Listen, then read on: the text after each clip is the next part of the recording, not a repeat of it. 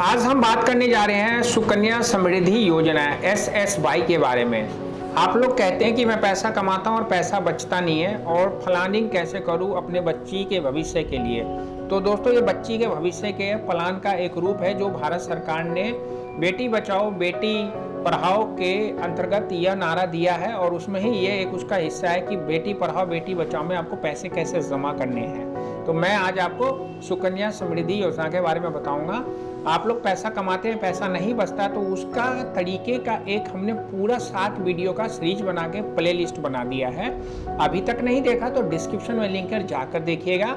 उसके बाद पैसा कमाने के बाद पैसा बचाया कैसे जाता है, उसको इन्वेस्टमेंट कैसे किया जाता है, उस पर हमने RD FD की वीडियो बनाई है, लिंक है, जाकर देखिए, नहीं तो डिस्क्रिप्शन में भी आपको लिंक मिल जाएगा। तो आज सुकन्या समृद्धि क्या है, क्या रेट ऑफ इंटरेस्ट बैंक देता है, बच्चियों के लिए क्या फ़ायदा है और आपको क्या फ़ायदा हो सकता है, सारी जानकारी आपको मिलेगी और इसमें नुकसान क्या है वो भी मैं आपको बताऊंगा। तो चलिए स्टार्ट करते हैं।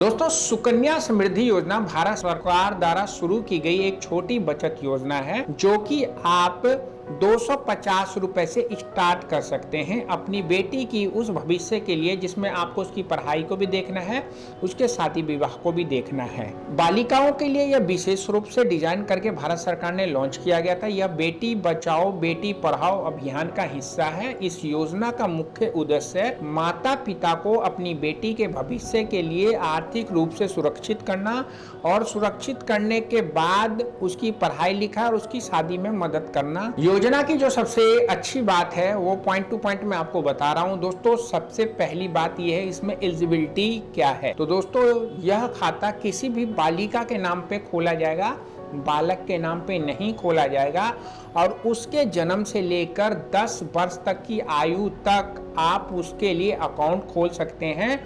उसमें बालिका के माता पिता या कानूनी अधिकारी, जिसको संरक्षक बोला जाता है, वह अपने इच्छा अनुसार कम से कम 250 रुपए और ज्यादा से ज्यादा 1.5 लाख रुपए एक साल में जमा कर सकते हैं। दोस्तों, इन्वेस्टमेंट का जो टाइम है यानी कि टेन्योर, जो अवधि है, वो निवेश की अवधि खाता खोलने की तारीख से 15 साल तक की होती है।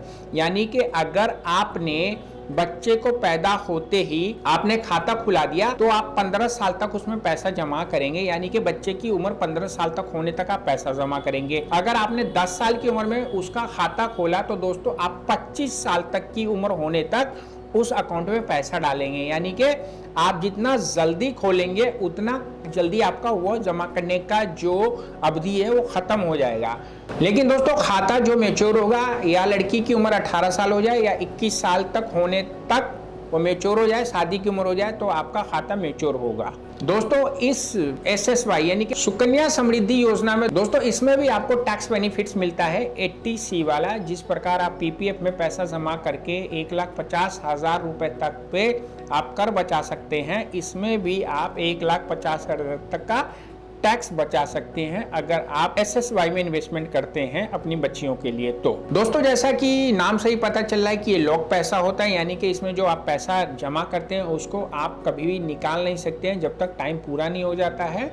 इसमें दोस्तों अगर आपको थोड़ा सा पैसा निकालना है तो लड़की की उम्र जब 18 वर्ष की हो जाती है या 10वीं पास कर लेती है तो उसकी शिक्षा के लिए आप 50% तक उसमें से पैसा विड्रॉल कर सकते हैं। दोस्तों, इसमें जो आप लोगों को ब्याज मिलता है वो भारत सरकार तय करती है। जैसे कि अभी सितंबर 2025 में आप लोगों को 8.2% की रेट से आपको ब्याज मिल रहा है और जैसे रेपो रेट ज़्यादा था तो आपको कम ब्याज मिल रहा था। तो रेपो रेट पे भी फर्क, जैसे रेपो रेट में फ़र्क पड़ता है तो भारत सरकार इसके ब्याज दर पे फ़र्क डाल देती है।